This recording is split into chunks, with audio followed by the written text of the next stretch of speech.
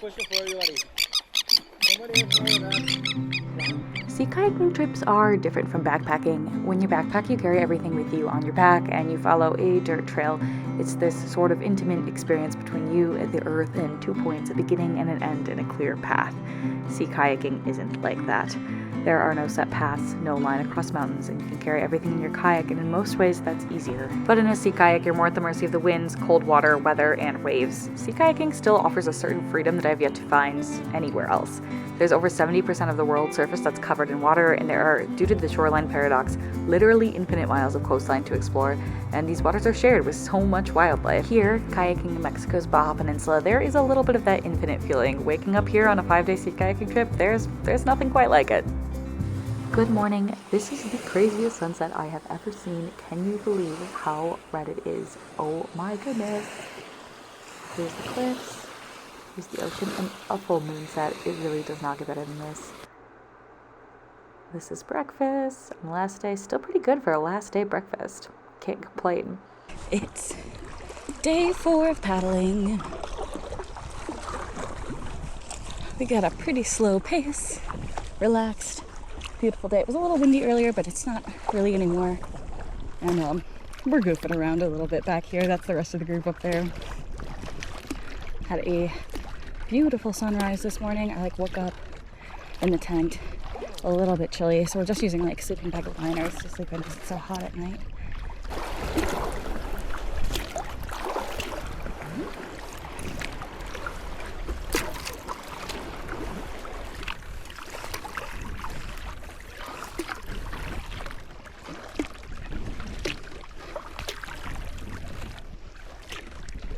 We just saw a jumping manta that jumped 3 times right in front of us. I think it's cow nose one or something smaller. Oh, I'm probably too close to those pelicans.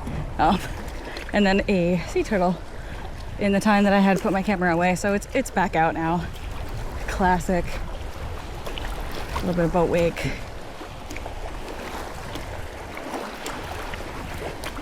Check out the bird poop on the rock. That's how you know there's good critters below. Okay, my favorite things about Baja, sea kayaking Baja, listed in sequential order. Number 1, the sea kayaking, naturally. Number 2, the wildlife. Number 3, probably the food that our guide served. It was pretty crazy. Did not have any videos of it because I was so busy eating it immediately when it showed up on my plate.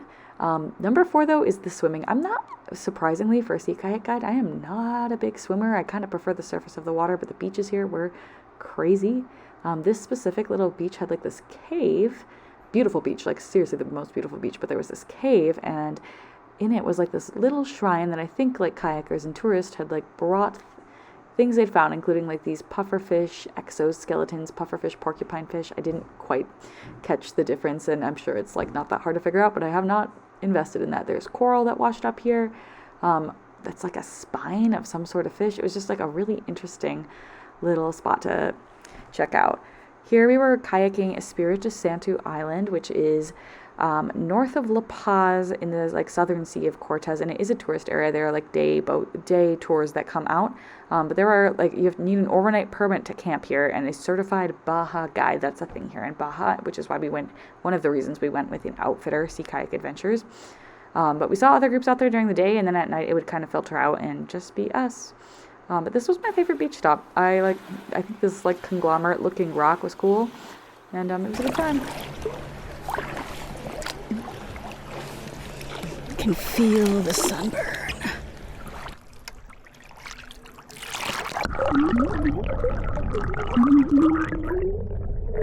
One of our guides pointed out that you can see something pretty unusual here, which is unbleached, healthy coral. It's our last night here. Walking to the end of the beach to pee. We're playing games. I'm 2 tequila drinks in. If I'm hungover on the boat, say a little prayer for me. But yeah, really fun. We make beef, but for you we make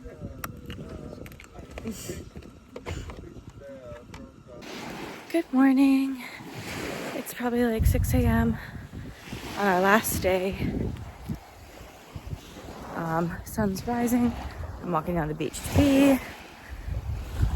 Today I think the plan is breakfast, pack up, short paddle. We're gonna go check out some mangroves, which I'm actually pretty excited about. We paddled like distantly past some yesterday, but didn't go in to like observe more. And then we're gonna catch the panga back to La Paz, clean up and have a group dinner. Super nice. The water is really clear. The coffee is on. It's another like truly beautiful morning. Yeah. On an unrelated note, I think I mentioned I stepped on a dead pufferfish on like day 3, day 2, maybe it was even day 1. And am now suffering the consequences. Andy, like, I think we decided it wasn't actually a pufferfish needle stuck in my foot, but rather like debris from walking on the beach after the pufferfish. Went in there with some tweezers and pulled it out. And now I'm like fully limping. It hurts pretty bad. I think I'm still gonna paddle today. I'm gonna do my best to keep my foot as dry as possible, which I just don't think is gonna be that dry. And hope for the best. The next morning we woke up for our last morning paddle, and we headed out around the point back into a bay to check out some mangroves. Check out the pelican up there on the right. Just a little bit of clapotis to play in. Clapotis meaning rebounding waves, like energetically waves on a beach dissipate. Waves that crash into a cliff rebound out, causing them to like double up, zero out, and form clapotis waves. These ones are very tiny, but a little bit more fun than just a flat, calm paddle. As we paddled up towards the mangrove, we passed over coral reefs and we saw like parrotfish below and some of those like really bright yellow ones. And this was like probably the prettiest paddle of the trip in my opinion. Look at that watercolor, it was crazy. Lots of birds fishing. Approaching the mangrove, we're kind of far from the group, but I don't really think they care right now. I've also noticed being on the fringes of the group affords you a lot better wildlife spotting. I'm still bummed I missed the manta ray leaping over the twin boys. Not over, but like basically like quite adjacent. Some brown pelicans up by the mangroves. Jumping fish. Lorena is sharing that there's oyster catchers up there. Okay, everybody can hear me? Yeah. Okay, I have a question for everybody. Somebody else know that plant? Like There's a turtle right out there. Tiny species.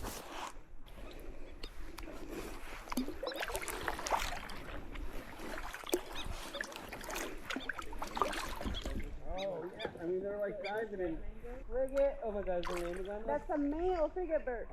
Frigate! Frigate! Whoa! It's gonna try to steal. Oh, you know. There's one right there.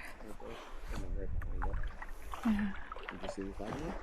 I didn't see the second one, no. That's so crazy. They were like right in line. Okay, so a lot of bird action in the mangroves, and if you keep your eyes peeled on this frame, here from the left-hand side of the frame and then under my bow, you're about to see a shadow of a sea turtle. Do you see it, Tara? Yeah, right under? Oh, I see him, yeah.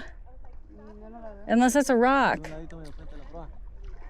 Oh yeah, it's Yeah. in front of your bow. Oh, I can see him. Whoa, he's fast. This is our last paddle.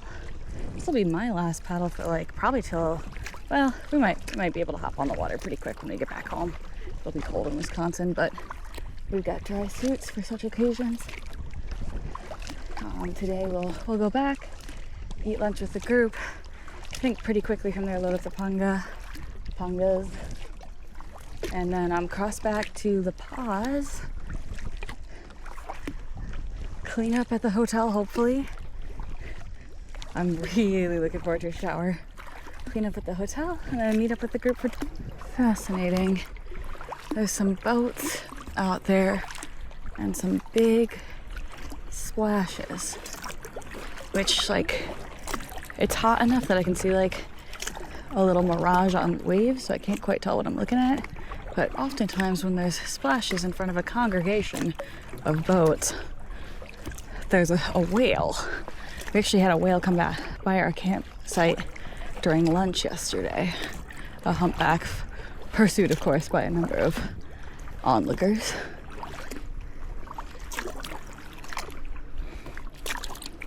You kind of feel for the whales. In the San Juan Islands where we used to guide, they were like, the marine laws were pretty like well regulated, and the whale watching boats like kind of watched out for the bales and would flag down up boats that got too close and like collectively enforced distances from whales. I know that there are similar laws out here. And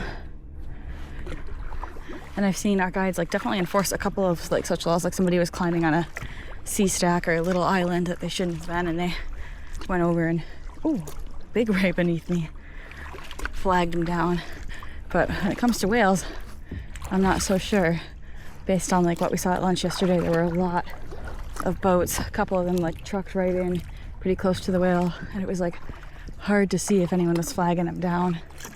I like couldn't see from shore, hard to say, but always something I think about when there's whales in the water is like the space that we give them, and like how exhausting it would be for a whale to be like constantly followed by people. Probably pretty annoying. But I'm not a whale, so who can really say? And I do love to see them. They're really cool. We saw a humpback, mother and baby, on the way out from the Punga. Yeah, it's funny, in the San Juan Islands there are whales, we do see them, but like out here the wildlife is so much more like just crazy abundant. Like it's really hard to overstate how much lives here. And it kind of sounds like the confidence with which, like usually I never guarantee anything when I'm guiding. Like yeah, like we might see a bear, but like we might not. You just can't promise it. Out here they're like, yeah, we're gonna see sea turtles today. Ooh, big fish.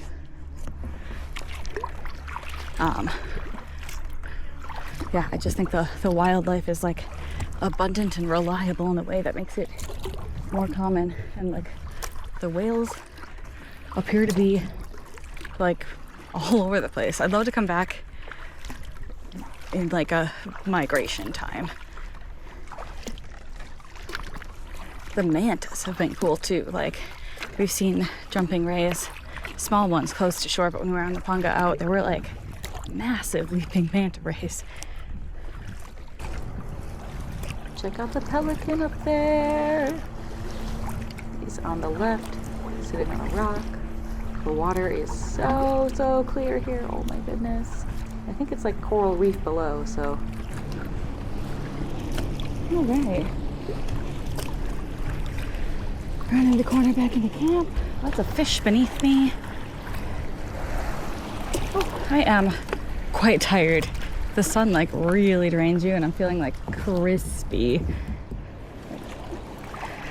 I kept everything mostly covered, but you're just out in like the Baja, the March, April now, Baja sun, and it's pretty intense.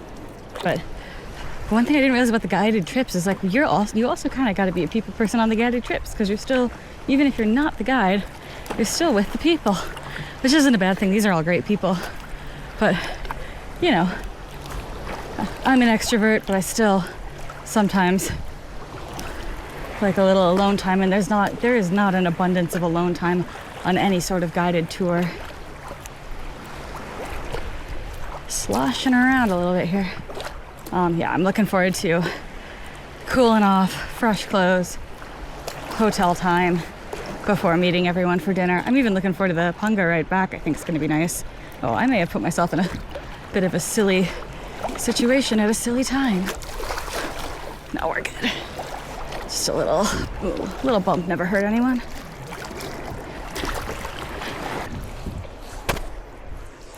I think the perfect type of trip is the one where you have fun the entire time, and then on the last day you're still having fun, but you're like looking forward to things about home. And that's about exactly where I am. I'm like getting ready and looking forward to going home. But still happy to be here. And like glad we came. Brief interjection here from real-time Maddie recording this at a desk. One thing that our guides told us is up here on our left you can see this little fishing village, and so Espiritu Santo Island is a national park or national reserve of some sort. I actually need to verify that in Mexico. Which means much like our national parks, national lake shores in the US, it has protections. Up here is this little local fishing shack that has been there since before it was a national park and was grandfathered in. I thought this was super interesting because I guide in the Apostle Islands National Lake Shore on Lake Superior and on islands such as Rocky Island, Sand Island. Rocky Island and Sand Island are the main ones, but there are a few structures much like this fishing shack that were grandfathered in before the national park, and what this means is that the local people who own it are still able to use it. If I remember correctly, this specific fishing shack here that you can see on our left doesn't necessarily belong to any specific family or person, but rather belongs to local fishermen and is more of a community type resource, where the ones in the Apostle Islands are certainly owned by families and have been passed down from grandfather on to child. And there's some sort of I could get into it, but I won't, and probably will in a future video in the Apostle Islands, but there is an end date to those ownerships. And here below us you can see some coral. After lunch, we took the Panga back to the mainland, and I'm writing this about a month after we got back. I'm at a desk in my parents' basement while the dog barks upstairs. I'm sifting through footage of sea lions and blurry fish and campsites on the sand, and I'm thinking about how incredible it is that all over the world places like this exist. Places with ecology you could write tomes on, and rich cultural history and so much color. And I'm thinking how lucky we all are for every single chance we have to witness it.